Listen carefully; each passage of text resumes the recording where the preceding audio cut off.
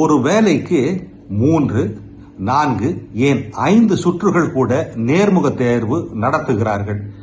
இறுதியில் பணி நாடுனரும் அதாவது கேண்டிடேட்டும் தேர்வு குழுவினரும் சோர்ந்து போகின்றனர். தேர்வு குழுவினர் அதாவது பேனலில் இருப்போருக்கு முதல் சுற்றில் என்ன கேள்வி கேட்டோம் என்று கூட மறந்து போய்விடுகிறது. இந்த ஆலோசனையை கடைபிடித்து பாருங்கள். அதிகபட்சமாக 3 சுற்றுகள் என்று நிர்ணயித்துக் கொள்ளுங்கள். ஒவ்வொரு சுற்றிலும் எந்த திறனை சோதிக்கப் போகிறோம் என்று உறுதி செய்யுங்கள். பழைய கேள்விகளை திரும்ப கேட்கவே செய்யாதீர்கள்.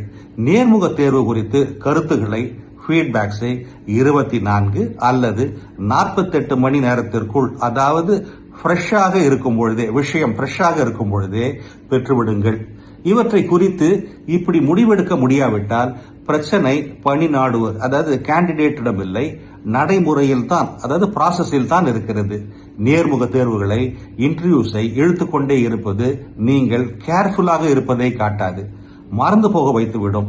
பஷீர் இப்ராஹிம் இப்படி அறிவுறுத்துகிறார். இது போன்ற சிந்தனைகளுக்கு தமிழ் பூமர் அபிஷியல் சேனலை சப்ஸ்கிரைப் செய்யுங்கள். பெல் பட்டனை பிரஸ் பண்ணுங்க, மறந்துடாதுங்க.